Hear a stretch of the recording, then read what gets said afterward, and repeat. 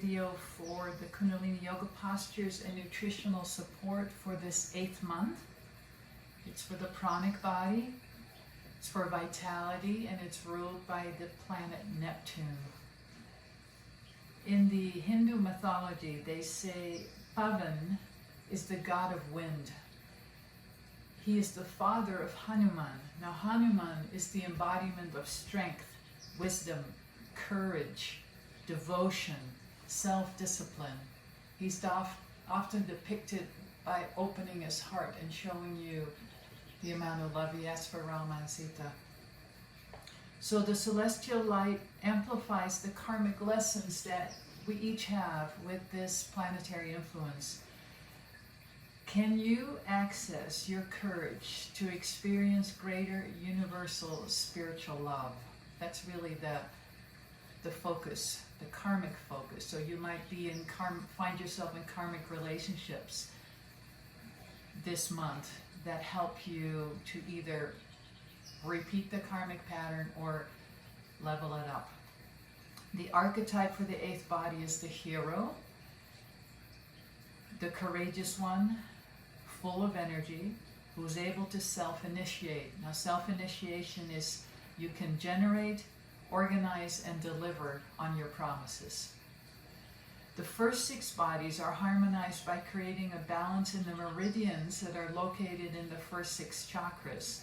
And that can be supported with nutritional supplements that will actually impact the balance of those chakras of those bodies. However, when you move to the 7th body through the 10th, they are magnetic field emanations which are created from your spiritual practice and can be better supported with tonics versus nutritional supplements. And you'll find the link to these tonics in the written material. Your overall well-being is the goal with the following protocols that we'll talk about. Many of these tonics and practices come from Chinese and Ayurvedic and present-day modalities. These practices work best when you keep a harmonic balance in the first 6 chakras, 6 bodies, because they maintain your health and they maintain your sacredness, so that the other bodies can build on that. Now the symptoms of imbalance for the 8th body is shallow breathing. That's the #1 physical symptom, and that reflects the reason for any kind of 8th body disease. A shallow breath pattern, a tight diaphragm. So the 8th body is like this huge figure 8 that intersects right at the diaphragm. So it goes out into infinity, comes here, and then goes out into infinity, and again crosses here right at the heart, right at the diaphragm. One of the symptoms is you're always tired. You always feel tired. You're unable to start or finish projects. You have a tendency towards self-harm, and you are a daredevil. That means it's out of balance. There's a karmic lesson here that needs to be integrated. Postures to create harmony in this 8th body. You can do any of the 8th body yoga sets from our 3 books. They're out of reach right now. Each one of our books has a yoga set, a kriya, and a meditation specifically for each of the bodies. So you can find the ones for the 8th body. The 1-minute breath. So there's different ways that you can do this. They're all good. They will all do the same thing. They'll overcome your fear of death. So the intention is to do 1 breath per minute. So the way that I have learned to do it, and the way that I can do it, is to sip in my breaths and to take as long as I can while I'm sipping in my breaths, then hold it, and then exhale it about 10 seconds before the minute is over, and then inhale again. So I go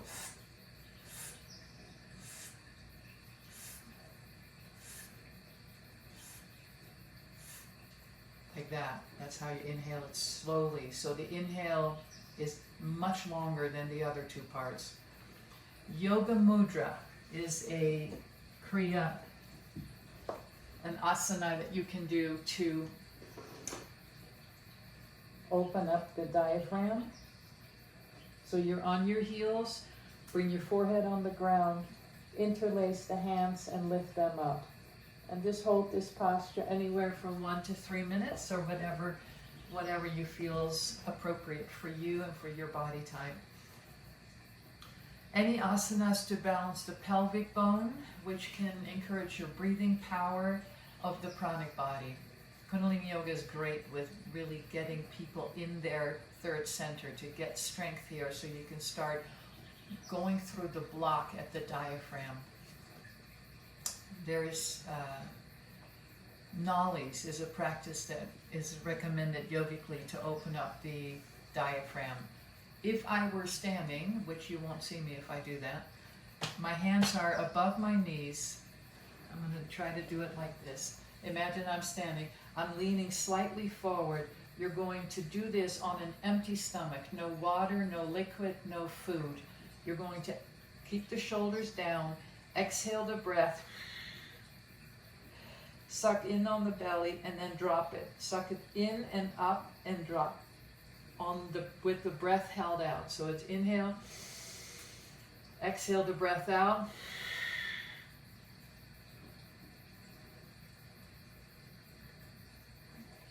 Imagine I'm standing. Okay, so you would be standing, leaning over slightly, hands above the knees. Exhale the breath out. Hold the breath out and then pump the belly in and up, and then release it in and up as many times as you can with the breath held out until you need to inhale, and then you're going to start it all over again. Again, start with 1 minute and you can work up to whatever feels right to you. Downward dog. Kundalini yoga, we used to call this triangle pose. So you come up on the knees first, hands are in front, fingers spread wide, then press the body up, and then lengthen yourself from the sacrum through the heels into the earth, from the sacrum through the heels of the hands into the earth. And just hold this posture, long deep breathing. Archer pose. Imagine I'll stand and you can see my legs. So right foot forward, left foot is back. Bend the knee. The right thigh, if you can, is parallel to the earth. The arms, right arm is out if the right leg is in front. Take the left hand, pull back as if you had a bow in your hand. Drop the shoulder blades down. Look out over the extended thumb on the right hand. Do that on each side with either long deep breathing or breath of fire. Horse stance with a breath of fire. Breath of fire is a rapid breath through the nose. Focus on the exhale, let the inhale be automatic. As you exhale, the belly comes back towards the spine. Horse stance is the one from this. So you're standing, spread your legs wider than your shoulders, bend the knees and sit down into this posture. Hands can be in whatever posture you like, and keep them on your thighs. And do a breath of fire that will help open up the diaphragm. Windmills. All these asanas are standing up, of course. All right, windmills are the arm. I'm standing. Imagine I'm standing. Arms are out. Then take your right hand down to your left foot, and your left arm comes up, looking at the left hand. Then inhale as you come back up, standing. Exhale, left hand to right foot, looking up at the right hand towards the heavens. And continue that movement. Inhaling up, exhaling down. Windmills. Any meditation with an intention for healing. We have some traditional Kundalini ones, the Ramadasa. The healing is the gift. Healing is the gift of the eighth body. You have so much prana that you can intentionally send it. You can intentionally broadcast that to someone or something. If you would like to support peace in this world, then send your prana after you do a healing meditation or during it. Okay, so that will all increase the relationship that you have and the potential of that eighth body. Any pranayama, such as breath of fire, Any pranayama will help this body. And now this is one that we like to give a lot. This is moving from camel pose to baby. So I'm up on my knees, get my hips aligned over my knees. Then I keep my toes on the ground, come into camel pose here. On the inhale, as I exhale, I come forward all the way into Pranam. Now inhale again as you come up and back. Exhale down into Pranam. You can continue this again for 1 to 3 minutes or however that works for your body. Nutritional support, there's a homeopathic remedy called MAG-PHOS, magnesium phosphate. Get that in the 6x potency, the strength. That's for the astrological sign of Leo. That influences the heart meridian and the diaphragm. Take this as a daily tonic during this month. 1 tablet 4 times a day, which helps to relax the muscle tissue. We recommend the Highlands brand, Hylands, and see if you can get that on Amazon. Eating garlic, onions, and ginger. And in the other videos that we have for the 2nd, 3rd, and 4th body, all those foods will support the 8th body. Now, more support is that you can practice just conscious breathing during the day. Mastery of intentional breathing can give you enlightenment, so the yogis say. If you tune into grief while you're doing breath work, add the homeopathic remedy of Ignatia, Ignatia 30C is the strength or the potency, into your protocol. Take that once a day for like a week to see if that helps move the grief. So the intention is not to get rid of grief, it's to be able to be with it and let it be your teacher. Let it take you to a deeper place. Releasing any old grief, which is said to be stored in the diaphragm. Okay, that's where the yogis say the emotion of grief is held. Learn to practice a healing modality like Reiki, or in Kundalini Yoga we have Satnam Rasayan. That helps you to slow down and be with that subtle element of the Pavan. We call this the Pavan Guru, the teacher through the vitality of the breath. Repeat this verse that's translated from Sanskrit during the day, because it'll tune you into an amazing amount of courage.